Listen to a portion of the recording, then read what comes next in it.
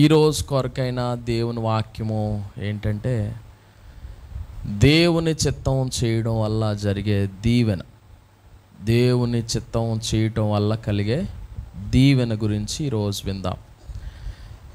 పరలోకమందున్న మా తండ్రి, నీ నామం పరిశుద్ధపరచబడుగాక, నీ రాజ్యం వచ్చుగాక, నీ చిత్తము పరలోకమందు నెరవేర్చుండునట్లు భూమి అందును నెరవేరునుగాక అని ప్రార్థన చేస్తుంటాం.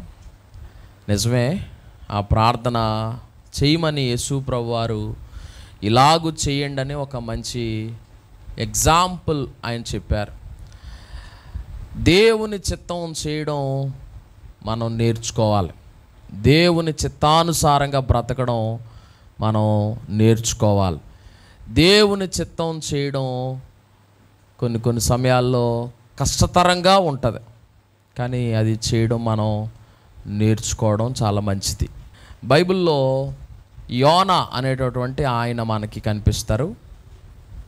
ఆయన్ని దేవుడు నినివే అనేటువంటి ప్రాంతానికి వెళ్ళి ఆ పట్టణానికి దుర్గతి కలగబోతుందని, ఆ పట్టణంలో ఉన్న ప్రజలు యొక్క దుర్మార్గతను దేవుడు చూసి సహించలేక ఆ ప్రజలను పరిపూర్ణంగా విడుదల చేయాలి, ఆ ప్రజలకు సత్యవాక్యాన్ని అందించేటటువంటి ఒక వ్యక్తి కావాలి అని దేవుడు కోరుకొని ఒక ప్రవక్తను పంపించాలని అనుకుంటాడు. కానీ విచిత్రమైన సంగతి ఏంటంటే, ఆయన దేవుడు చెప్పిన మాట వినడు. దేవుడు చెప్పిన మాట ఒకటైతే అతను చేసిన పని ఇంకొకటి అయి ఉంటుంది. ఎప్పుడైనా కానీ దేవుని చిత్తాన్ని చేయకపోతే కొద్దిగా సమస్యలు వస్తాయి. దేవుని చిత్తం చేయడం మనం నేర్చుకోవాలి. దేవుని చిత్తానుసారంగా నడవడానికి మనల్ని మనం అప్పగించుకోవాలి. యోనా దేవుని చిత్తానికి అప్పగించుకోవడానికి ఇష్టపడలే. తను నినివేకు వెళ్ళమన్న దేవుని మాటను పక్కన పెట్టి తర్షీషునకు వెళుతుంటాడు. మధ్యలో ఇన్నన్ని కష్టాలు కాదు, ఒక దైవజనుడిని నిద్రపోతా అని తిట్టించుకునే పరిస్థితిలోకి వచ్చాడు ఆయన. ఇక ఆ ప్రాంతం అంతా కూడా తుఫాను చెలరేగి సముద్రం అంతా అలల చేత ఇక విపరీతంగా ఉందంట పరిస్థితి. అక్కడ ఉన్న సామాన్లన్నీ కూడా ఓడలో నుండి కింద పడేస్తున్నారు. ఓడ తేలిక చేద్దాం అనుకుంటున్నారు. వాళ్ళందరూ భయం గుప్పెట్లో మగ్గిపోతూ ఉన్నారు. అప్పుడు యోనా గారిని లేపారు. లెగిస్తే ఇప్పుడు యోనా గారు, బాబు, ఈ ఓడంతా సమస్యల్లోకి వెళ్ళిపోవడానికి కారకుడిని నేనే. కారణం, దేవుడు నన్ను నినివేకు వెళ్ళమంటే నేను తర్షీషునకు వెళ్ళాను. ఈ భూమి ఆకాశం అందలి సమస్తాన్ని కలుగు చేసిన ఆ మహాదేవుని యొక్క సేవకుడిని నేను. ఈ సమస్యలో నుండి మీరు అందరూ బయటికి రావాలంటే నన్ను ఈ ఓడలో నుండి ఎత్తి సముద్రంలో పడేయండి. తర్వాత ఈ ఓడంతా కూడా నిమ్మళంగా గమ్యాన్ని చేరుతుంది అని చెప్తాడు.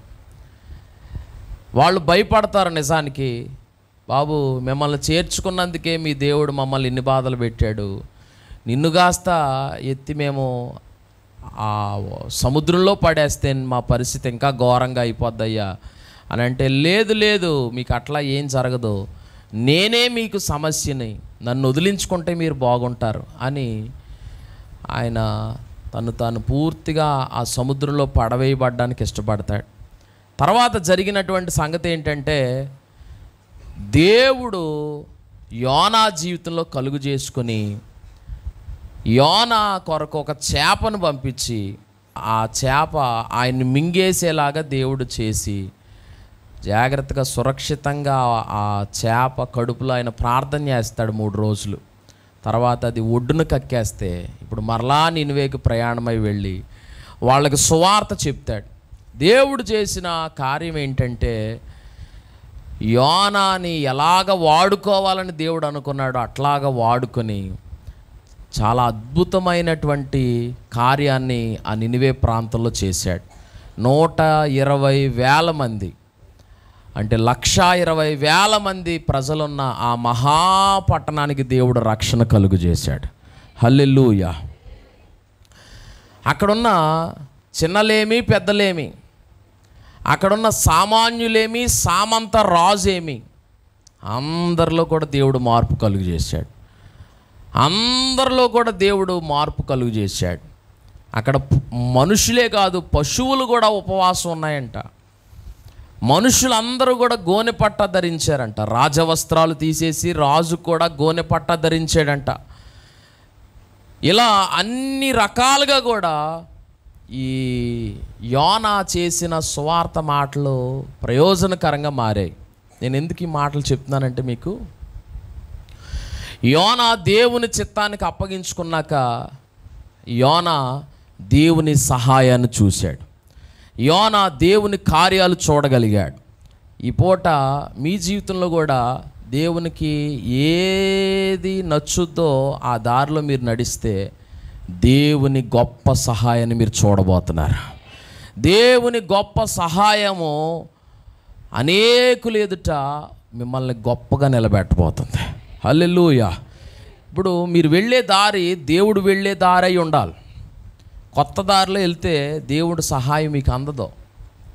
పైపెచ్చు దేవుని సహాయం అలా ఉంచితే దేవుని ఉగ్రత పాలయ్యే పరిస్థితులు వస్తాయి.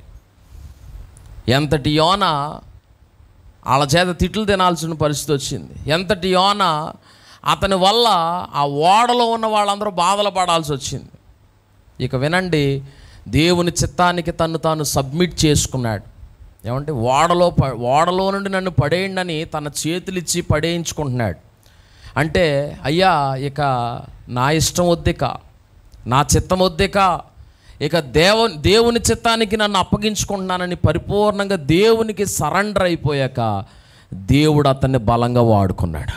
హల్లెలూయా. ఈ మాట గమనించండి. మీరు పురుషులు కానీ స్త్రీలు కానీ చిన్నలు కానీ పెద్దలు కానీ దేవుని చిత్తానికి ఎప్పుడు వ్యతిరేకంగా వెళ్ళకండి. దేవుని చిత్తానికి వ్యతిరేకంగా వెళ్తే వాతావరణం మీకు వ్యతిరేకం అయిపోద్ది. మీరు ఏ ప్రాంతంలో ఉన్న ప్రాంతంలో ఉన్న పరిస్థితులన్నీ మీకు వ్యతిరేకం అయిపోతాయి. ఎక్కడున్నా మీ వల్ల అక్కడ గలిబిలే ఉంటుంది. కానీ దేవుని చిత్తానికి మీరు అప్పగించుకున్నప్పుడు అది కొద్దిగా కష్టంగానే ఉండని, కానీ దేవుని సహాయాన్ని మీరు చూడగలుగుతారు. హల్లెలూయా. ఏమండి, దేవుని చిత్తం చేయడం సులువని నేను చెప్పట్లే. నినివే ప్రజలంటే యోనాకు నచ్చదు. నినివే అష్షూరు రాజుకు సంబంధించిన ప్రాంతం. అష్షూరీయులు ఇజ్రాయిలీలకి చేసింది ఇజ్రాయిల్లో ఎవరు మర్చిపోలేదు. కానీ దేవుడు ఆ అష్షూరు రాజు తాలూకా నినివే ప్రాంతాన్ని కూడా కాపాడాలనుకున్నాడు, రక్షించాలనుకున్నాడు. ఆ ప్రజలకు కూడా దేవుని యొక్క సహాయం అందించాలనుకున్నాడు. దేవుని బిడ్డలారా, దేవుడు చెప్పింది చేయడం మనం నేర్చుకుందుము గాక. హల్లెలూయా. దేవుడు చెప్పింది చేయడం నేర్చుకోవాలి. దేవుడు ఆలోచనని మనం గ్రహించాలి, దాని ప్రకారంగా వెళ్ళాలి. అప్పుడే దేవుని సహాయం మనం గొప్పగా చూడగలుగుతాం. నువ్వు వెళ్ళవలసిన దారిలో నువ్వు వెళ్ళకుండా, దేవుడు చెప్పిన దారిలో నువ్వు వెళ్ళకుండా ఒకవేళ నష్టం కలిగి దేవుడా నాకెందుకు ఇలా జరిగింది అని ఇప్పుడు అనకూడదు. ఎందుకంటే నువ్వు వెళ్ళిన దారి సరైనది కాదేమో, దేవుడు చెప్పిన దారిలో నువ్వు వెళ్ళలేదేమో, దేవుడు చెప్పిన రూట్లో నువ్వు వెళ్ళడానికి ఇష్టపడితే దేవుడు ఆ రూట్లో నీ పక్షంగా నిలబడి పరిస్థితులన్నీ నీకు అనుకూలంగా తిప్పుతాడు. హల్లెలూయా. ఏమండి, రెండో విషయాన్ని మీకు ముందుకు తీసుకుని వస్తాను. ఇది బైబిల్ గ్రంథంలో మరొక సంఘటన. నిర్గమకాండం 14వ అధ్యాయంలో ఈ మాటలు రాయబడి ఉంటాయి. మొదట మనం యోనా గారి జీవితంలో చూసాం. రెండవ సంగతి నిర్గమకాండంలో 14వ అధ్యాయంలో రాయబడినటువంటి సంగతి. ఇక్కడ మనం 14వ అధ్యాయంలో చదివితే కనుక 13వ వచనం చూడండి. అందుకు మోషే అంటున్నారు, భయపడకుడి ఇజ్రాయిలారా, యెహోవా మీకు నేడు కలుగు చేయు రక్షణను మీరు ఓరక నిలుచుండి చూడుడి. మీరు నేడు చూచిన ఇజ్రాయేలీలను ఇక మీదట మరి ఎన్నడూ చూడరు. యెహోవా మీ పక్షమున యుద్ధము చేయను, మీరు ఓరకయే ఉండవలనని ప్రజలతో చెప్పాను. దేవునికి స్తోత్రం చెప్పండి. ఇక్కడ చదవబడినటువంటి వాక్య భాగాన్ని చూస్తే మనకు అర్థమవుతుంది, ఇజ్రాయేలీలు ఐగుప్తు బానిసత్వం నుండి విడుదల పొందారు. దేవుడు వారి కొరకు ఒక నాయకుడిని నియమించాడు. ఆయన పేరు మోషే. దైవజనుడు మోషేని దేవుడు నడిపిస్తున్న కొలది అతడు తన ఇజ్రాయేలీలందరినీ కూడా నడిపించుకుంటూ వెళ్తున్నాడు. దేవుడు మోషేకి ఏ రూట్ చెప్పాడో ఆ రూట్లోనే ఇజ్రాయేలీలందరినీ కూడా నడిపిస్తున్నాడు. వినండి, దేవుడు ఐగుప్తులో 10 తెగుళ్ళు పంపించి ఫరో యొక్క హృదయాన్ని కఠినపరిచి దేవుని ఘనతను, దేవుని మహిమను, దేవుని గొప్పతనం అంతటినీ కూడా తెలియచేశాడు వాళ్ళకి. అయినా కానీ ఫరోకి ఇంకా హృదయం కఠినంగానే ఉంది. అయితే ఇప్పుడు ఇజ్రాయేలీలు కనాను ప్రయాణంలో ఉన్నారు. వాళ్ళు అక్కడ నుండి బయటకు వచ్చారు, ప్రయాణమై ఇక వెళ్తూ ఉన్నారు. కనానుకి వెళ్ళేటటువంటి కనాను అనేటువంటి ప్రాంతానికి వెళ్ళేటటువంటి దారి రకరకాల రూట్లు ఉంటాయి. ఏమండి, రూట్లు చాలా ఉంటాయి. అయితే కనానుకి వేరే ప్రాంతం గుండా వెళ్ళడం దేవుని చిత్తం కాదు. ఎర్ర సముద్రం మార్గం గుండానే వెళ్ళాలి, ఇది దేవుని చిత్తం. అయితే మరి దేవుడు ఎర్ర సముద్రం మార్గం గుండానే వెళ్ళమని మోషేకి చెప్తే మోషే వాళ్ళని అలాగే తీసుకొచ్చాడు. మరొక దారి గుండా వెళ్ళమని దేవుడు చెప్పలేదు. అందుకని మోషే ఆ రూట్లో తీసుకెళ్ళలేదు. ఇక మరి ఎర్ర సముద్రం మార్గం గుండా దేవుడు వెళ్ళమని చెప్పినప్పుడు దేవుడికి తెలుసు కదా ఎర్ర సముద్రాన్ని ఎలా దాటుతారు వీళ్ళని. తెలుసా తెలీదా? తెలుసు. దేవుడికి తెలిసే కావాలని కొన్ని దారులు గుండా మనల్ని నడిపిస్తాడు. ఎందుకో తెలుసా? ఆ దారి గుండా వెళుతున్నప్పుడు దేవుడు జోక్యం చేసుకుని అద్భుతం చేయబోతున్నాడు. హల్లెలూయా. దేవుడికి తెలుసు ఫరో మళ్ళా వస్తాడని. దేవుడికి తెలుసు ఎర్ర సముద్రం దగ్గరికి వచ్చేటప్పటికి ప్రజలందరూ మేమేం చేయలేక అనే ఒక కన్ఫ్యూజన్లోకి వెళ్ళిపోతారు వాళ్ళందరూ కూడా. కానీ దేవుడు చేసిన అద్భుతం ఏంటంటే వాళ్ళ కొరకు ఎర్ర సముద్రాన్ని పాయలు చేశాడు ఆయన. హల్లెలూయా. మీకు మంచి మాట చెప్తున్నానండి, దేవుని చిత్త ప్రకారం మీరు నడుస్తుంటుండగా పరిస్థితులు మీకు దారి ఇవ్వబోతున్నాయి. ఆమేన్. వ్యతిరేకంగా ఉన్నవి కూడా మీకు అనుకూలంగా మారిపోతాయి. ఏమండి, అక్కడ వాళ్ళు చేసింది ఏంలే, వాళ్ళు ఏమండి బకెట్లు పట్టుకుని వచ్చి తోడారా, లేకపోతే పడవలో అప్పటికప్పుడు తయారు చేసుకుని తెడ్లు వేసుకుని వెళ్ళారా? ఏమీ లేదు. వాళ్ళు ఊరక నిలుచుండి చూశారంతే. వాళ్ళు చూస్తుంటుండగా దేవుడు అద్భుతం చేశాడు. మీకు చెప్పేది ఏంటంటే దేవుని చిత్తం మీరు చేస్తున్నప్పుడు ఆటంకాలు వస్తాయి, కానీ దేవుడు ఆ ఆటంకాలను ఎత్తివేసి అద్భుతాలు చేస్తాడు. హల్లెలూయా. అయితే విశ్వాసం ఉండాలి, నమ్మకం ఉండాలి. దేవుడు ఎలా చేస్తాడు మనకెందుకు? నమ్మడమే. ప్రభువు కార్యాలు చేస్తాడు అంతే. ఏమండి, దేవుడు నడిపిస్తాడు అంతే. ఇక విషయంలోకి వస్తే ఎర్ర సముద్రం పాయలైంది. ఫరో వెనకాలను తరుముతుంటే దేవుడు అగ్నిస్తంభాన్ని అడ్డుగా పెట్టాడు.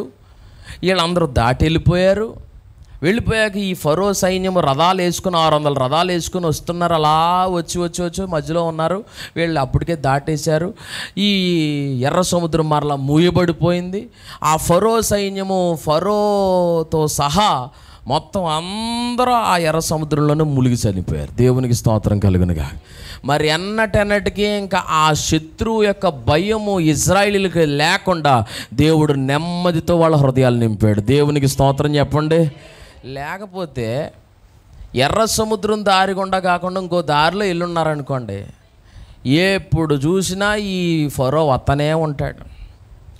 వస్తాడు, బాధలు పెడతాడు, వెళ్తాడు, వస్తాడు, బాధలు పెడతాడు, వెళ్తాడు. ఇంక ఇదే పరిస్థితి కొనసాగుతుంది ఇంకా.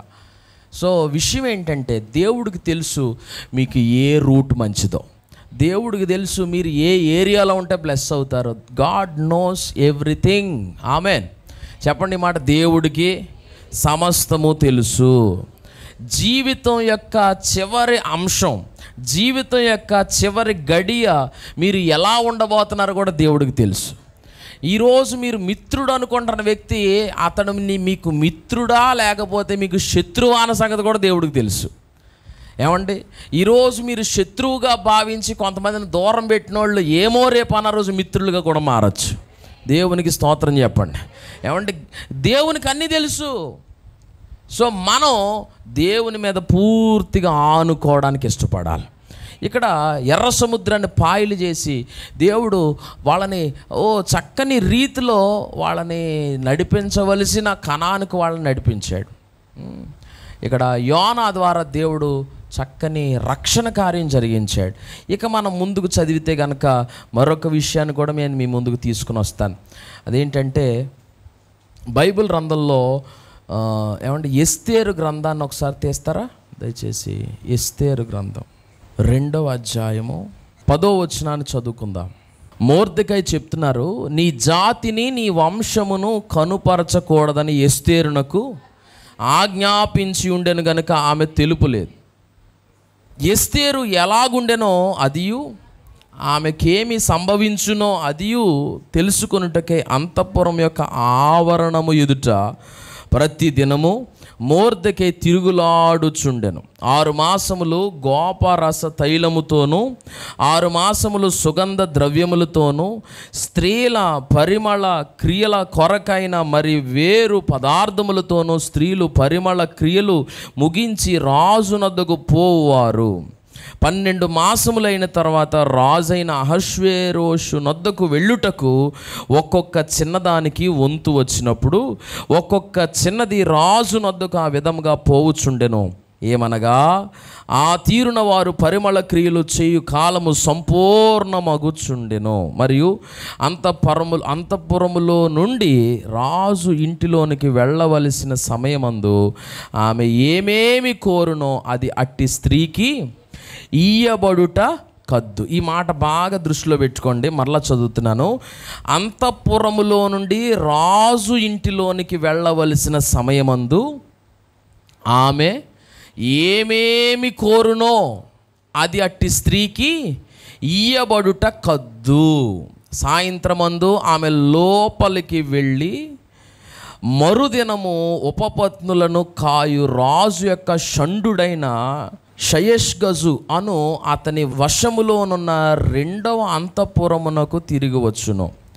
ఆమె యందు రాజు సంతోషించి ఆమెను పేరు పెట్టి పిలిస్తే గాని ఆమె రాజు నొద్దకు మరలా వెళ్ళకుండెను. మొర్దెకై తన కుమార్తెగా స్వీకరించుకొనిన తన పినతండ్రి అయిన అబీహాయిలు కుమార్తెగు ఎస్తేరు రాజు నొద్దకు వెళ్ళుటకు వంతు వచ్చినప్పుడు స్త్రీలను కాయు రాజు యొక్క షండుడైన హేగే నిర్ణయించిన అలంకారముగాక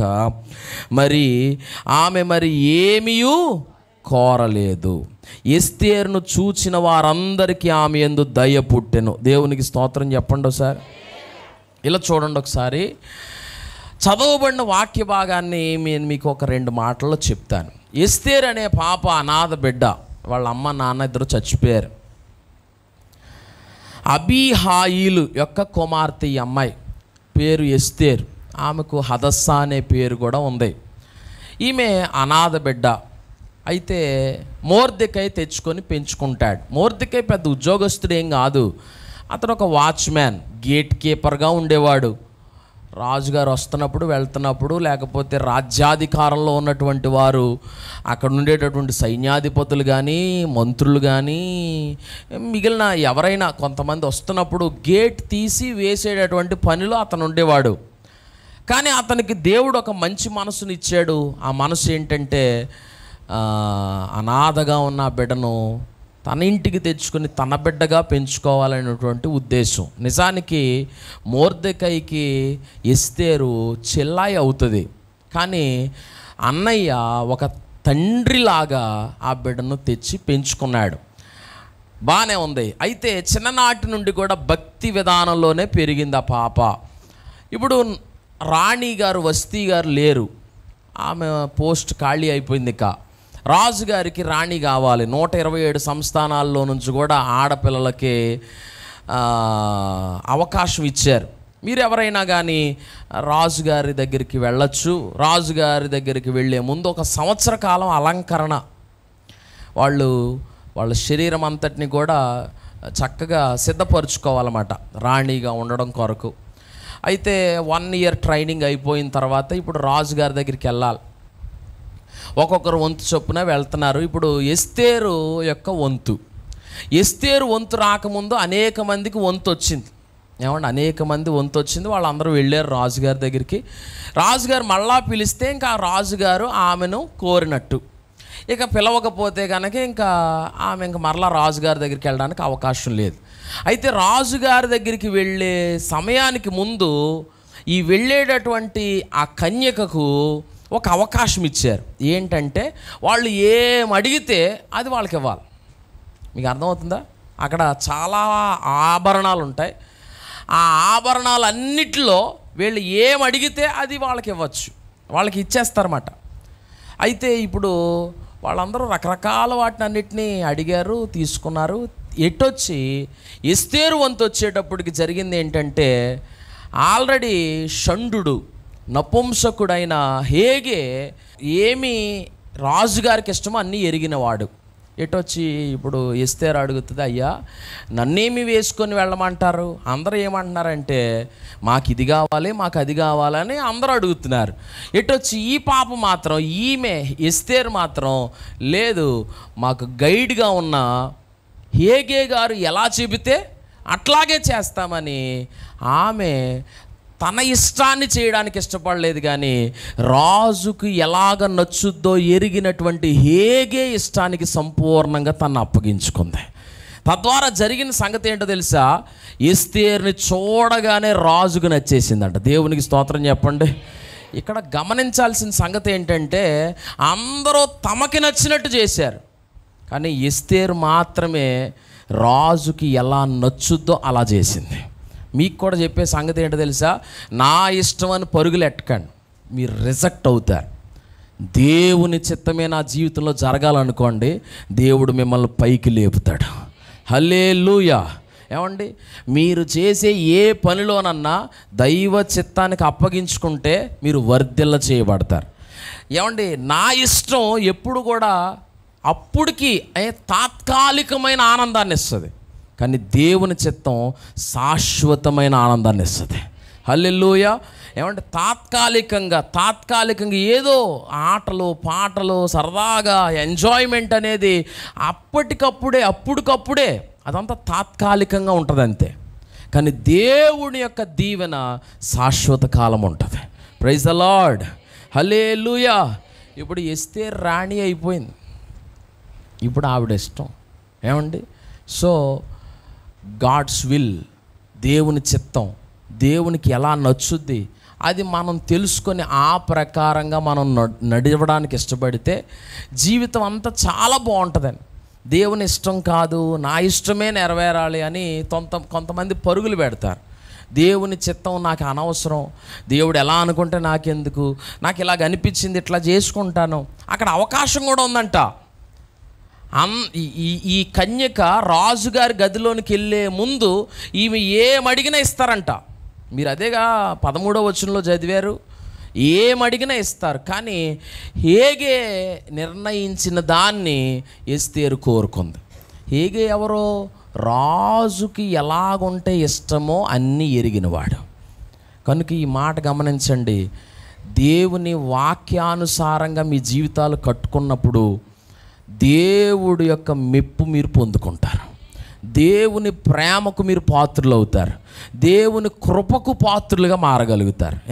సరే, ఇంకా కొన్ని విషయాలు నేను మీ ముందు తీసుకొస్తాను. మొదట యోనా దేవుని చిత్తాన్ని ఎరిగి, నా ఇష్టం వద్దయ్యా, ఇక నా ఇష్టం నష్టమే, నా ఇష్టం కష్టమే అని తెలుసుకొని దేవునికి అప్పగించుకొని యోనా నినివే పట్టణాన్ని ప్రభు కొరకు సంపాదించగలిగాడు. హల్లెలూయా చెప్దామా? రెండవది, ఇజ్రాయేలు ప్రజలు వేరే సనుగుడు మొదలుపెట్టారు. సనుగుడు మానేసి ఓరక నిలుచుండి చూడడం మొదలెట్టాక దేవుడు చేసిన మహా అద్భుతాన్ని వారు కన్నులారా చూడగలిగారు. శత్రువు అదే వాళ్ళ కళ్ళారా చూస్తుంటుండగానే ఇక లేకుండా అయిపోవడం కూడా చూడగలిగారు. దేవునికి స్తోత్రం చెప్పండి. మూడవదిగా, ఎస్తేరును దేవుడు అంతకంతకు హెచ్చించడం కూడా మీరు గమనించారు. హల్లెలూయా. ఏమండి, దేవుని చిత్తం ఎప్పటికీ కూడా మీకు మేలే. దేవుని చిత్తం ఎప్పటికీ మీకు క్షేమమే. ఏమంటే అది ఎప్పటికీ హాని మాత్రం కలుగు చేయదు. సరే, ఇక మరొక సంఘటన కూడా నేను మీ ముందుకు తీసుకుని వస్తాను. అది అబ్రహాము యొక్క జీవితం. దాన్ని ఒకసారి బైబిల్ గ్రంథాలు తెరుద్దాం. ఆదికాండం 12వ అధ్యాయం 1వ వచనం చదువుదాం. యెహోవా మాట్లాడుతున్నారు, నీవు లేచి నీ దేశము నుండి, నీ బంధువుల యొద్ద నుండి, నీ తండ్రి ఇంటి నుండి బయలుదేరి నేను నీకు చూపించు దేశమునకు వెళ్ళుము.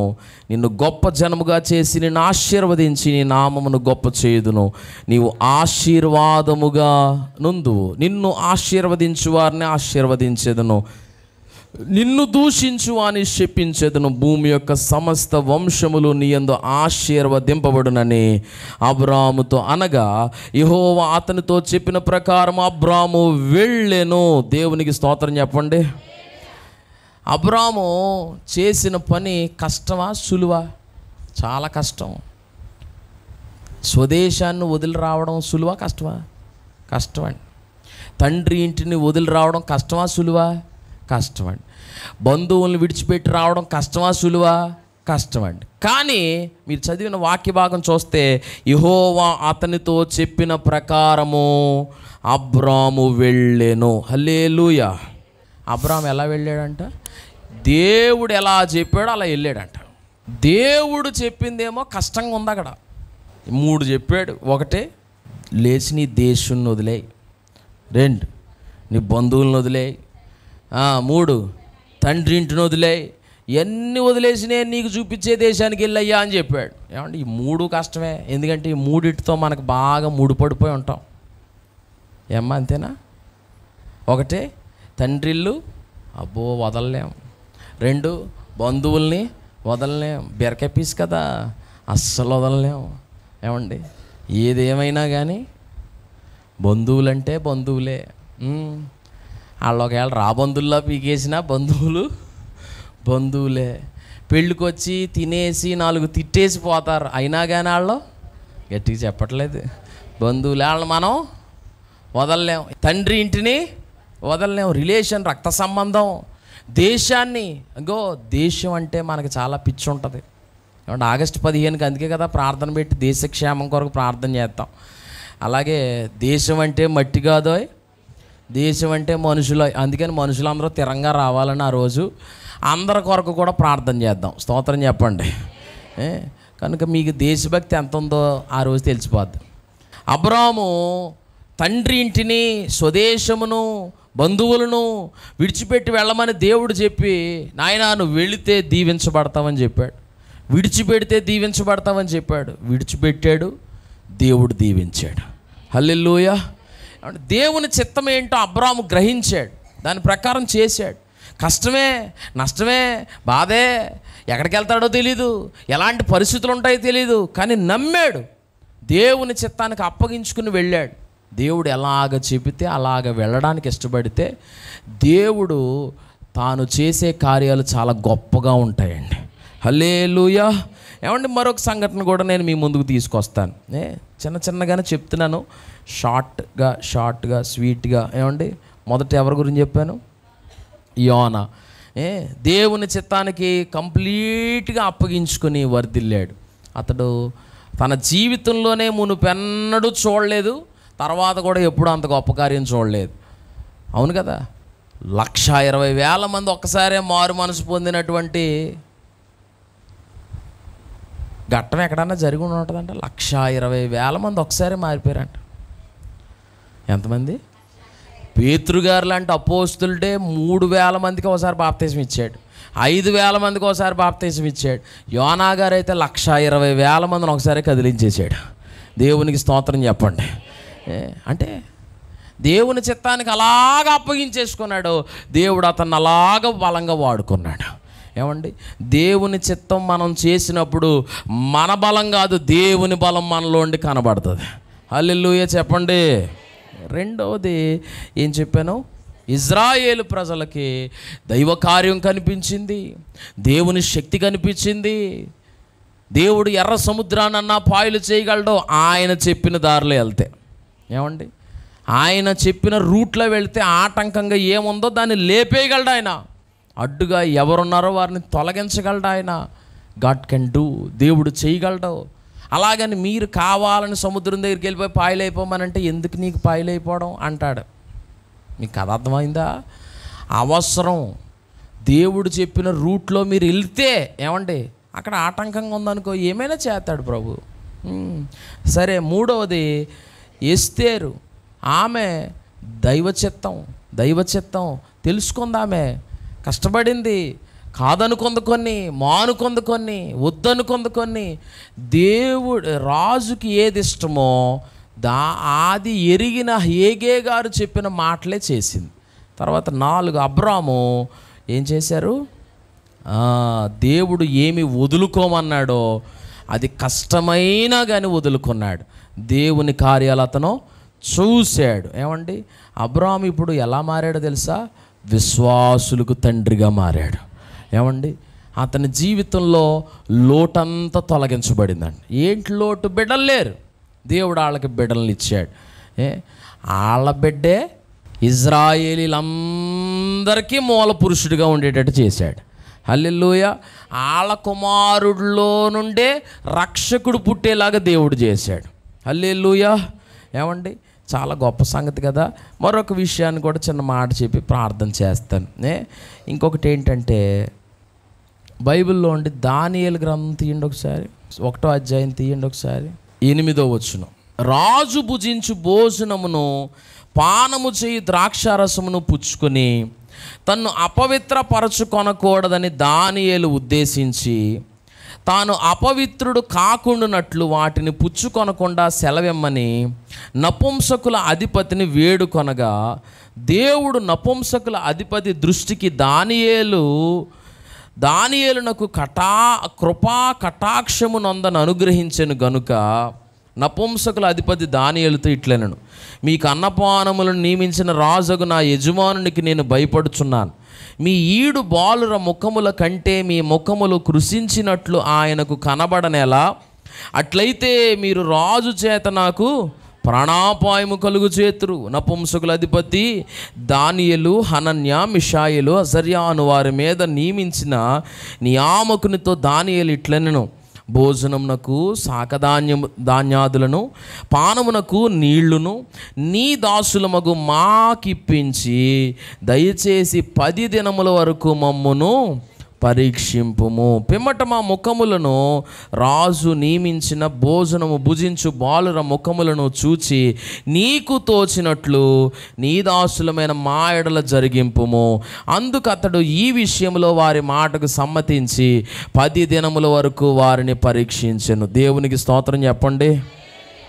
చదివబడినటువంటి వాక్య భాగం సుపరిచితమైన వాక్య భాగమే.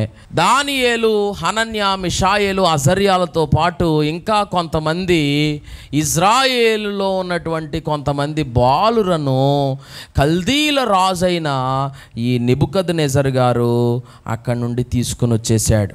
బబులోనుకు చెరపట్టి తీసుకుని వచ్చేసాడు.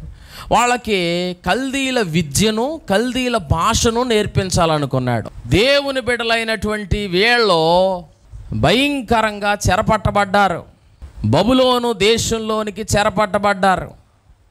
యవన ప్రాయంలో ఉన్న బిడ్డలకే బాగా తిండి మీద ఉంటుందండి. ఫాస్ట్ ఫుడ్ ఎవరి కోసం? యవనస్తుల కోసం. నూడిల్స్ ఎవరి కోసం? యవనస్తుల కోసం. ఫ్రైడ్ రైస్ ఎవరి కోసం? యవనస్తుల కోసం. పానీపూరి యవనస్తుల కోసం. చాట్ బళ్ళు యవనస్తుల కోసం. చీకులు యవనస్తుల కోసం. జాయింట్ బిర్యానీలు యవనస్తుల కోసం.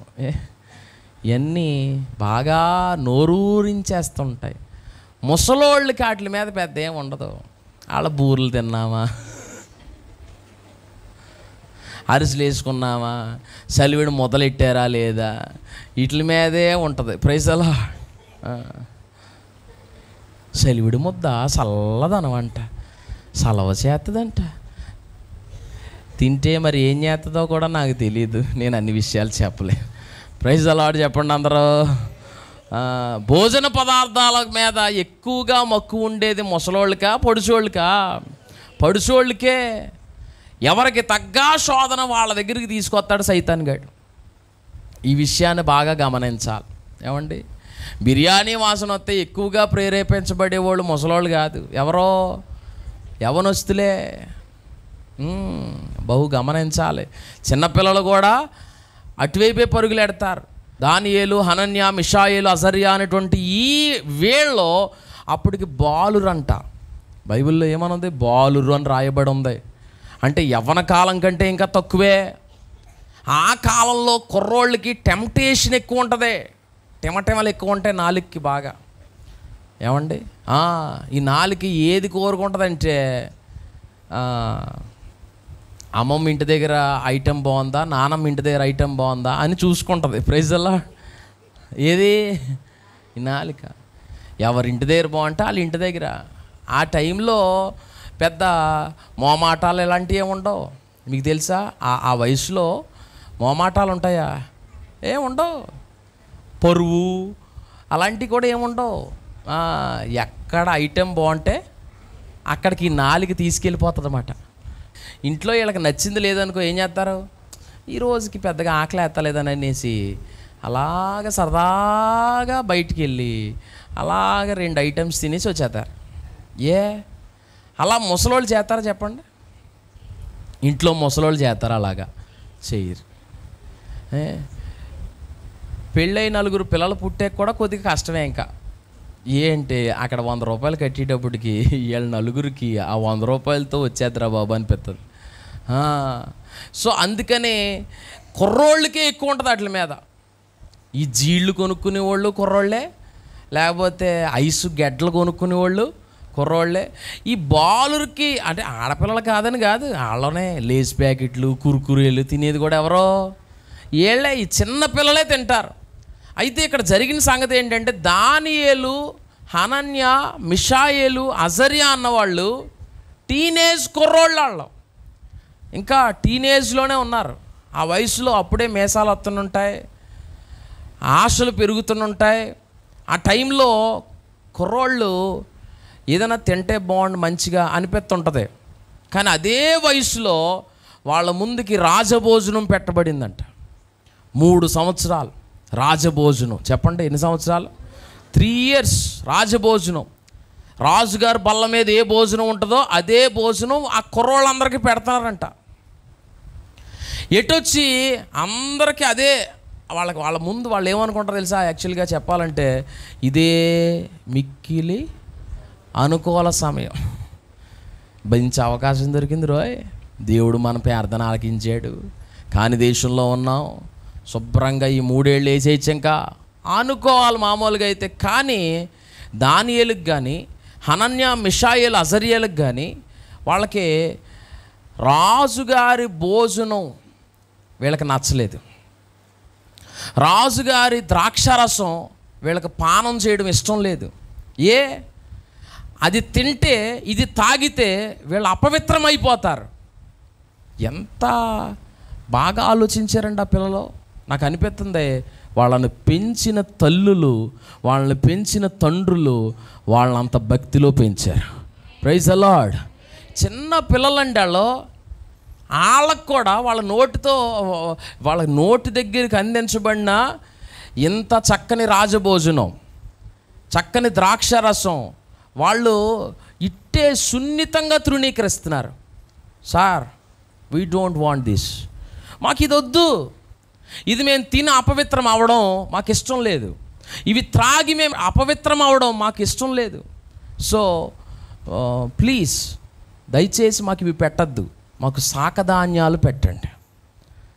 ఏమంటే చికెన్ బిర్యానీకి ఎవరికన్నా నచ్చుద్దా? పప్పు బువ్వ నచ్చుద్దా ఎవరికన్నా? బిర్యానీ నచ్చుద్ది. ఇది నచ్చదు ఎవరికే. పోనీ ఇది లేకపోతే ఇది నచ్చుద్ది, ఇది ఉన్నా కానీ ఇది నచ్చుద్దా? నచ్చదు. పైగా 1 రోజా, 2 రోజులా, 10 రోజులా, లేకపోతే నెల, లేకపోతే సంవత్సరమా? కాదు, 3 సంవత్సరాలు. సార్ మాకు వద్దు సార్, ప్లీజ్. అయితే గమనిస్తున్నారా మీరు? ఈ 4 వద్దనుకున్నారు. మిగిలిన యోధా కుర్రోళ్ళు ఏమి దానియేలు, ఏమయ్యా హనన్య మిషాయేలు అజర్యా మీకేం బుర్ర పని చేస్తుందా? మనల్ని ఏమైనా చూస్తున్నారు ఎవరైనా? లేరుగా, మన పెద్దోళ్ళు కూడా ఇక్కడ లేరయ్యా అని అంటుంటే దానియేలు ఏమన్నాడు తెలుసా? మన పెద్దోళ్ళు ఇక్కడ లేకపోయినా మన ప్రభు ఇక్కడ ఉన్నాడు. ఇదిగో మేము చిన్ననాటి నుండి విన్న ధర్మశాస్త్రం యొక్క విధానాలన్నీ మాకు గుర్తున్నాయి. కొంతమంది ఇక్కడ ఈనేసి ఈ చెవితో వదిలిపోతుంటారు. అలాంటి వాళ్ళకి ఏమీ జరగదు మేలు. కానీ దానియేలు, హనన్య, మిషాయేలు, అజర్యా అయిన నలుగురు కుర్రోళ్ళు వీళ్ళు నోరు కట్టుకున్నారు. దేవుడు వాళ్ళ జీవితాన్ని కట్టాడు. Praise the Lord. దేవుని చిత్తమా కాదా ఇది తినడం అని గమనించుకొని ఈ నాలికని కట్టారండి. 4 అంగుళాలు నాలికేనా? ఎన్ని అంగుళాలు ఉంటుంది? ఇది 4 అంగుళాలు ఉంటుంది. ఒకసారి కొలంట లేకపోతే ఇంటికి వెళ్ళి లెక్క పెట్టుకొని 4 అంగుళాలు ఉంటుంది, లేకపోతే 5 అంగుళాలు ఉంటుంది. మరీ పొడుగు అనుకో 6 అంగుళాలు ఉంటుంది. ఇంకా అంతకంటే ఏముండదు. దీన్ని జాగ్రత్తగా కంట్రోల్లో పెట్టగలిగితే జీవితం అంతా కంట్రోల్గా ఉంటుందండి. Praise the Lord. దీన్ని సంతృప్తి పరచడం కోసం కొంతమంది చాలా ప్రాబ్లమ్స్లో పడుతున్నారు. నాలుగుతోనే తాగుడు, నాలుగుతోనే ఈ కైనీలు, గుట్కాలు, ఈ తదితరమైన విషయాలన్నీ దీంతోనే. సో ఈ నాలుగుతోనే ప్రసాదాలు, ఈ నాలుగుతోనే ఇంకేమన్నా ఉంటాయి అవన్నీ. సో పార్టీలకు వెళ్ళినా ఈ నాలుగుని సంతృప్తి పరచడానికే, పబ్బులకు వెళ్ళినా ఈ నాలుగుని సంతృప్తి పరచడానికే. సో ఏదైనా కానీ మీ యవ్వన కాలాన్ని జాగ్రత్తగా దేవుడికి ఇష్టం లేని వాటిని మీకు కూడా నాకు ఇష్టం లేదు అని అనుకుంటారో దేవుడు మీ కొమ్ము హెచ్చెత్తాడు తప్పకుండా. హల్లెలూయా. ఏమండి, అక్కడ అమ్మగారు ఉండని, నాన్నగారు ఉండని లేకపోని, అక్కడ పాస్టర్ గారు ఉండని, పాస్టమ్ గారు ఉండని లేకపోని, ఇదిగో అక్కడ విశ్వాసులు ఉండని లేకపోని, ఇదిగో అవన్నీ కాదు. దేవుడు ఉన్నాడా లేడా, దేవుడికి ఇది ఓకేనా కాదా, దేవుడు దీన్ని మెచ్చుతాడా లేదా, ఇది ఒక్కసారి నువ్వు దృష్టిలో పెట్టుకున్నావు అనుకో, దానియేలు ఈ 4 అంగుళాల నాలికను కంట్రోల్లో పెట్టుకున్నందుకు, దీన్ని కట్టుదిట్టం చేసినందుకు దేవుడు చేసిన అద్భుతం ఏంటి తెలుసా? ఈ 3 సంవత్సరాలు తన కంట్రోల్గా ఉన్నందుకు మిగిలిన అన్ని సంవత్సరాలు కూడా అతన్ని గొప్పగా దేవుడు హెచ్చించాడు. హల్లెలూయా. ఇదిగో యవ్వన కాలంలో రేగుతున్న ఇచ్చల్ని అదుపులో పెట్టుకుంటే దేవుడు శ్రేష్టమైన భవిష్యత్తుని ఇవ్వబోతున్నాడు. ఇప్పుడు లవ్వులు కొవ్వులు అనుకుని కంగారు పడి పరుగులెడితే రేపు అన్న రోజు ఏ స్వప్నార్థం వస్తుంది, ఆ పిల్లతో బతుకున్నంతకాలం ఏడాల్సి వస్తుంది. మీకు కూడా అదే చెప్తున్నాను, vice versa. So no problem, కొద్దిగా జాగ్రత్తగా ఉండండి. మాటలు జాగ్రత్త, పాటలు జాగ్రత్త, చూపులు జాగ్రత్త, నడక జాగ్రత్త, పడక జాగ్రత్త, ప్రతిదీ జాగ్రత్తగా ఉంటే మీ లైఫ్ మీరు వెనక్కి తిరిగి చూసుకోక్కర్లేదు. మీ పెద్దోళ్ళు కూడా మిమ్మల్ని చూడాల్సిన పరిస్థితి రాదు, మీరే మీ పెద్దోళ్ళని చూసుకునేలా దేవుడు చేస్తాడు. హల్లెలూయా. రేపు అన్న రోజు మీ తల్లిదండ్రులు మీ గురించి ఏం చెప్పాలి తెలుసా? అయ్యా మా కొడుకని ఇలా కాలరెగరయ్యాలి. మీ తండ్రి మీ తల్లి ఎప్పుడూ అలా చేస్తారో మీరు కట్టుదిట్టంగా పెరగాలి. దేనికి పడితే దానికి. ఇంకో ఒక చిన్న విషయం చెప్తాను, తర్వాత ప్రార్థన చేసుకోవచ్చు. అదేంటంటే, నిజమైన క్రైస్తవులకి అన్యజనుల దగ్గరైనా మంచిగానే బతకగలరు, కానీ నామినల్ క్రిస్టియన్స్ అంటారు, నామకార్థ క్రైస్తవులు, వాళ్ళ దగ్గరే సమస్యలు వస్తుంటాయి. ఎందుకు అనుకుంటున్నారు? అందరూ అన్యజనులే అనుకోండి, వాళ్ళ ఎదుట నువ్వు ఒక్కడవే ఉన్నావు అనుకోండి, పర్లే, ఇదిగో మా దేవుడు ఎలాగయ్యా అని నువ్వు నీతిగా నిలబడినా సరిపోద్ది. కానీ కొంతమంది వంకర టెంకర్ బ్యాచ్ ఉంటుంది. ఆడు ఇక్కడ ఇలాగుంటాడు, అక్కడ అలాగుంటాడు, ఆ అమ్మ ఇక్కడ ఇలాగుంటుంది, అక్కడ అలాగుంటుంది. ఎక్కడ వేయాల్సింది అక్కడ వేసేస్తుంటారు కొంతమంది. అయితే వాళ్ళు అన్నిట్లో కలిసిపోతారు, అన్నీ చేసేస్తారు. ఇప్పుడు ఎటొచ్చి ప్రజలు ఏమంటుంటారు తెలుసా? వాళ్ళు చేస్తున్నారు కదా నీకు ఏటు నొప్పి అంటారు, వాళ్ళు చేస్తున్నారు కదా నువ్వు కూడా చేయొచ్చు కదా అంటుంటారు. ఇక్కడ వచ్చిన బాధ అదే. విషయం ఏంటనుకుంటున్నారు? దానియేలు, హనన్య, మిషాయేలు, అజర్యాతో పాటు మిగిలిన యోధా కుర్రోళ్ళు ఉన్నారు అక్కడ. వాళ్ళందరూ రాజభోజనం తినేస్తున్నారు, అందులో పంది మాంసం ఉంటుంది, అందులో గుర్రం మాంసం ఉంటుంది, అందులో ద్రాక్షారసం ఉంటుంది. అవన్నీ వాళ్ళు తీసేసుకుంటున్నారు. ఎట్టొచ్చి ఈ 4 కుర్రోళ్ళు మాత్రం అబ్బే మాకు అవి వద్దండి, మా ధర్మశాస్త్రం వాటిని ఒప్పుకోదు అని వీళ్ళు నీతిగా నిలబడుతున్నారు. ఇప్పుడు అక్కడ ఉన్నటువంటి వాళ్ళు ఏమంటారు, ఏమయ్యా వీళ్ళు కూడా యోధా కుర్రోళ్లే కదా, వాళ్ళు ఈ ధర్మశాస్త్రం నుండి వచ్చిన వాళ్ళే కదా, మరి వాళ్ళ చేస్తున్నప్పుడు మీరు చేయడానికే అని అడుగుతున్నారు.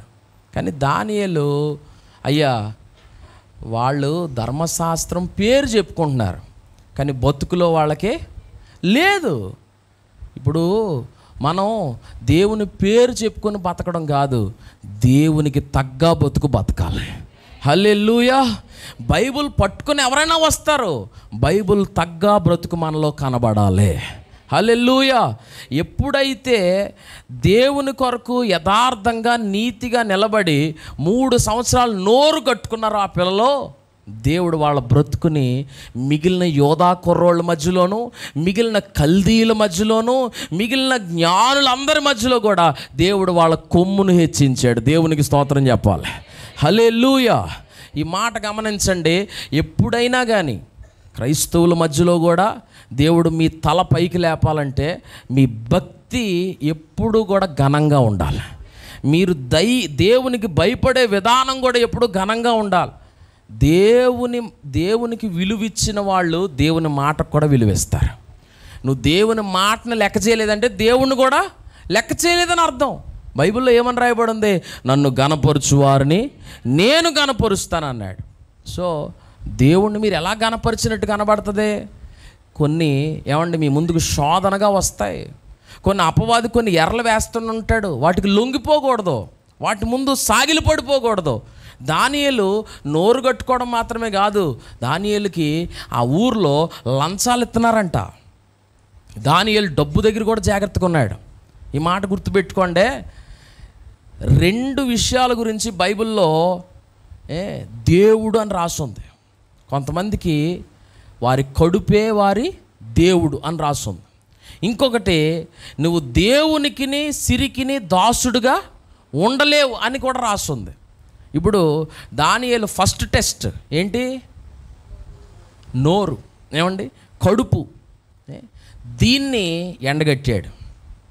దీని ప్లేస్లో ఏమంటే దేవుడు చేసిన అద్భుతమైన తెలుసా? 14 వచనం చదివితే భలేగా ఉంటుందండి. అందుకు అతడు ఈ విషయంలో వారి మాటకు సమ్మతించి 10 దినముల వరకు వారిని పరీక్షించెను. ఈ మాట చదివాక నాకైతే చప్పట్లు కొట్టాలనిపించింది. ఏకంగా 10 దినములైన పిమ్మట వారి ముఖములు రాజు భుజము భుజించు బాలురందరి ముఖముల కంటే సౌందర్యముగాను కళగాను కనబడగా. హల్లెలూయా. ఏమండి 10 రోజులు చూడండి సార్, తర్వాత మీకు నచ్చింది చేయండి సార్ అన్నాడు. ఈ 10 రోజుల్లోనే శుభ్రంగా జాయింట్ బిర్యానీ లాగేస్తున్న వాళ్ళ ముఖమోనే ఈ 4 ముఖాలు పోలితే ఎలా కనబడిందంట? వీళ్ళ ముఖం ఎలా కనబడింది? కళగాను సౌందర్యంగాను కనబడింది. మీకు మంచి మాట చెప్పనా, మీరు ప్రభువు కొరకు నిలబడితే ప్రభువు మీ ముఖాల్లో కూడా కళ దయచేస్తాడు, సౌందర్యం దయచేస్తాడు. ఆమేన్. ప్రజలకి మీరే ఆకర్షణీయంగా కనబడేలాగా చేస్తాడు. పేరెన్ లవ్లీ అక్కర్లేదు, ఇంకోటి అక్కర్లేదు, రాతే రాసుకోండి లేకపోతే మానేయండి. కానీ దేవుడే మనల్ని హెచ్చించాలి, దేవుడే మనల్ని గణపరచాలి. దేవుడి చేత గణపరచబడిన వాడు ధన్యుడు. దేవుని బిడ్డలారా, హల్లెలూయా. ఏమండి ఎలక్షన్స్ జరుగుతున్నాయి, సెలక్షన్స్ జరుగుతున్నాయి, దేవుడు పైకి తీయాలి మనల్ని, దేవుడు మనల్ని పైకి లేపాలి, దేవుడే మన పేరు వచ్చేటట్టు చేస్తాడు, దేవుడే మనం వాళ్ళందరికీ నచ్చేటట్టు చేస్తాడు. ఎస్తేరు కంట అందరి దయ కలిగిందంటే ఇక్కడ దానియేలు, షడ్రక్, మేషక్, అబేద్నెగో 4 కూడా అక్కడ ఉన్నటువంటి అధిపతుల యొక్క దయ కలిగింది. దేవుడికి మన పట్ల దయ కలిగేటట్లు, ఏమండి ప్రజలకి మన పట్ల దయ కలిగేటట్లు దేవుడే చేయబోతున్నాడు. హల్లెలూయా. గట్టిగా చెప్దాం హల్లెలూయా. ఏమంటే ఈరోజు మాట ఏంటో తెలుసా? ప్రభు చిత్తం చేయడం కష్టమే, కానీ చేస్తే దీవించబడతాం, చేస్తే గణపరచబడతాం. ఇప్పటి వరకు దాచబడింది మీరు గమనించండి. ఒక రిజర్వాయర్లో వాటర్ అంతా దాస్తారు, అవసరం వచ్చినప్పుడు గేట్లు లేపుతారు. ఏమండి అలాగ దేవుడు మీ కొరకు ఏదో ఒక దీవెన దాచుంచాడు. మీరు ఆయన చిత్తం చేయడం మొదలెడితే ఆ దీవెన ద్వారాలు మీ కొరకు తెరవబడబోతూ ఉన్నాయి. హల్లెలూయా. ఏమండి, అయితే ఓపిగ్గా కనిపెట్టాలి. మనం మొదట చూసిన యోనా దేవుని కొరకు నిలబడ్డాడు. రెండవదిగా ఇజ్రాయేలీల ప్రజల పక్షంగా మోషే అలాగే నిలబడ్డారు. తర్వాత ఎస్తేరు హేగే నిర్ణయించిన అలంకరణ ఆమె తీసుకున్నారు. నా ఇష్టం అన్నదా? లేదు, దేవుని ఇష్టమే. తర్వాత అబ్రాము, అయ్యా కష్టమే అన్నిటినీ విడిచిపెట్టి వెళ్ళడం, కానీ దేవుని ఇష్టానికి అప్పగించుకున్నాడు, వెళ్ళాడు. ఇప్పుడు ఏమంటే పరదేశుని ఏమని పిలుస్తున్నారు తెలుసా? అబ్రాము యొక్క రొమ్ము అని పిలుస్తున్నారు. ఎంత గొప్ప పేరు వచ్చిందండి ఆయనకి. విశ్వాసులకు తండ్రి అని పిలుస్తున్నారు ఆయన్ని. ఇక 5 దానియేలు, హనన్యా, మిషాయేలు, అజర్యా, ఈ 4 కుర్రోళ్ళు. వీళ్ళకి కూడా దేవుని కృప. వాళ్ళు నాలికను అదుపులో పెట్టుకున్నారు, నోరును అదుపులో పెట్టుకున్నారు. వాళ్ళు లోక సంబంధమైన వాటికి కకృతి పడలేదు. అపవిత్రమైన దాన్ని మనము అపవిత్రంగానే ఎంచాలి. ఏమంటే దేవుడు అపవిత్రంగా ఎంచాడా, దాని జోలికి వెళ్ళకింక. దేవుడు ఇలా చెయ్యదన్నాడా, దాని వైపు వెళ్ళకింక. దేవుడు ఎప్పుడు నో అంటాడో నువ్వు నో అనాలి. దేవుడు ఎప్పుడు ఎస్ అంటాడో నువ్వు ఎస్ అనాలి. అప్పుడు ఏం చేస్తారో తెలుసా? దేవుడు, నువ్వు ఎప్పుడు పాపానికి నో చెప్తావో దేవుడు నీ పేరుకు టిక్ కొడతాడంట. హల్లెలూయా. ఆ తర్వాత దశ తిరిగిపోద్ది. అప్పుడు దాకా ఎండిపోయి నీ బతుకుని దేవుడు నిండిపోజేస్తాడు. హల్లెలూయా. అప్పటి వరకు నీ పేరు ఎవరికి తెలియదు, కానీ ఇక మీదట నీ పేరు తెలియనోడు లేకుండా చేస్తాడు. హల్లెలూయా చెప్పండి గట్టిగా. దానియేలు గురించి అప్పటి వరకు ఎవరికి తెలీదు, కానీ దేవుని కొరకు నిలబడిన తర్వాత దానియేలు అంటే తెలియనోడు ఎవడో లేకుండా దేవుడు చేశాడు. దేవుని బిడ్డలారా, హల్లెలూయా. దేవుడు మనకి ఖ్యాతినివ్వాలంటే, దేవుడు మనకి ఇదిగో మంచి పేరునివ్వాలంటే దేవుని కొరకు మనం నీతిగా నిలబడాలి. హల్లెలూయా చెప్పండి. ఏమండి ఈరోజు నేను చెప్పే మాట ఏంటో తెలుసా? ప్రభువా, నా చిత్తం కాదయ్యా, నీ చిత్తమే జరుగుగాక. ఆమేన్. ఏమండి, ఇలా మీరు అప్పగించుకోండి. పేతురు బైబిల్లో చివరి మాట ఏమంటే, పేతురు గారు ఆయన చేసిన పొరపాటు ఏంటంటే యేసుని ఎరుగనని 3 సార్లు బొంకాడు. దానికి కూడా కారణం ఏంటంటే ఆ రాత్రి ప్రార్థన చేయమంటే పడుకున్నాడు. అదే శోధనకు కారణం. మీరు ప్రార్థన చేయకపోతేనే శోధనలు వస్తాయి. శోధనలు ఎప్పుడూ వస్తాయి, కానీ ఆ శోధనలో పడిపోవడానికి కారణం ఏంటంటే ప్రార్థన లేకపోవడం. పేతురు గారికి తర్వాత కూడా శోధన వచ్చింది. ఆ శోధన అతనికి గొప్ప సాక్ష్యంగా మారింది. 10 దినాలు అతడు ఆ మేడగదిలో ప్రార్థన చేస్తుండగా పరిశుద్ధాత్మ శక్తిని ఆయన పొందుకోగలిగాడు. పొందుకున్న తర్వాత ఇప్పుడు ప్రజలందరూ ఏమంటున్నారంటే, అయ్యా వీళ్ళందరూ క్రొత్త మద్యం తాగినట్టున్నారు, అందుకని ఇలా భాషలు మాట్లాడుతున్నారు, ఏంటి గోళ అని అందరూ అంటుంటే మిగిలిన వాళ్ళందరూ అలా మౌనంగా ఉన్నారు. కానీ ఈ 120 మందిలో కూడా ఈయన ఒక్కడు లేచాడు. ఇలాగా లేచి నిలబడి ఇప్పుడు చెప్తున్నాడు ఏమనంటే, అయ్యా వీళ్ళ క్రొత్త మద్యం తాగడం వల్ల ఇలా జరగలేదు, దేవుని వాగ్దానం నెరవేరింది. ఇదిగో అంచెదినములందు మనుషులందరి మీద నా ఆత్మను కృమ్మరిస్తానని యోవేలు ప్రవక్త ద్వారా ముందే చెప్పబడిన ఆ ప్రవచన నెరవేర్పు ఇప్పుడు మీరు చూస్తున్నారయ్యా అని చెప్పి, యవ్వనులు దర్శనాలు చూస్తారు, వృద్ధులు కలలు కంటారు, దాసుల మీద దాసురాండ్ర మీద కూడా ఆత్మను కృమ్మరిస్తానని చెప్పారు కదా అని చెబుతూ, ఇదిగో మేము ప్రకటిస్తున్న యేసుని మీరు సిలువ వేశారయ్యా, కానీ దేవుడు ఆయన్ని లేపాడు అని చెప్పి దానికి మేము సాక్షులం. మేము చూసాం యేసు చనిపోవడం, మేము చూసాం యేసు సమాధి చేయబడ్డం, మేము చూసాం ఆ యేసు సమాధిని గెలిచి లేవడం. హల్లెలూయా. ఆ మాటలు చెబుతుంటే ఆ ప్రజల్లో ఒక కదలిక వచ్చేసిందండి. వాళ్ళు పొడవబడిపోయారు. ఇప్పుడు వాళ్ళు అంటున్నారా, ఇలారా మేము రక్షణ పొందాలంటే ఏం చేయాలి? వెంటనే చెప్తున్నాడు, మీరు పాపక్షమాపణ నిమిత్తం ప్రతివాడు మారు మనసు పొంది వాక్యానుసారంగా బాప్తీసం తీసుకోండి అని చెప్తే ఇంచుమించు 3,000 మంది కదిలించబడిపోయారు. హల్లెలూయా. 3,000 మంది బాప్తీసంలో సాక్ష్యం ఇవ్వగలిగారు. ఎందుకు ఈ మాటలు చెప్తున్నానంటే, ముందు ముందు ఏమండి ప్రార్థన లేదు, ఇప్పుడు 10 రోజులు ప్రార్థన ఉంది. ఒక రాత్రి ప్రార్థన చేయలేకపోయాడు ఆయన, ఇప్పుడు 10 రోజులు పగలు రాత్రి అలా ప్రార్థనలో ఉన్నాడు. అక్కడ ఒక అమ్మాయి ముందు నిలబడలేకపోయాడు, ఇక్కడ కొన్ని వేల మంది ముందు దేవుడు నిలబెట్టాడు. హల్లెలూయా. మీకు చెప్పేది ఏంటంటే, ఎప్పటికైనా కానీ అయ్యా నా వల్ల కాదయ్యా, నీ బలం నాకు కావాలి. అయ్యా నా వల్ల కాదయ్యా, ఒక్కడిగా నిలబడ్డాం, నీ సహాయం కావాలి. నాకు ధైర్యం చాలదయ్యా, నీ ధైర్యం కావాలి. అయ్యా నా బలం చాలదయ్యా, నీ బలం కావాలి. నేను ఒంటరిగా నిలబడలేనయ్యా, నీ సహాయం నాకు కావాలి అని ఎప్పుడు దేవుని మీద పూర్తిగా ఆధారపడతారో అప్పుడు దేవుని బలమంతా మీలో నుండి కార్యం చేయడం ప్రారంభిస్తుంది. హల్లెలూయా. ఈరోజు చెప్పే మాటలు ఒకటే, అయ్యా నా చిత్తం కాదు, మీ చిత్తమే. సంపూర్ణంగా దేవునికి అప్పగించుకోండి. దేవుని బిడ్డలారా, దేవుడు ఏదో ఒక శ్రేష్టమైన దీవెన మన కోసం సిద్ధం చేశాడు. ఏదో ఒక దాచి ఉంచిన దీవెన ఏదో మన కుటుంబాల మీదకి దేవుడు దయచేయబోతున్నాడు. కళ్ళు మూసుకోండి, ప్రార్థన చేసుకుందాం. అది మునుపెన్నడు చూడనిది, మునుపెన్నడు ఊహించనిది, మునుపెన్నడు ఆలోచించనిది, మునుపెన్నడు జరగనిదేదో దేవుడు ఇదిగో మన కుటుంబాల మధ్యలో చేయబోతున్నాడు. దేవుని బిడ్డలారా, యేసయ్యకి అప్పగించుకుందాం. ఇదిగో సొంత చిత్తంలో పరుగులు పెట్టి అనవసరంగా లేనిపోని సమస్యలు తెచ్చుకోవద్దు.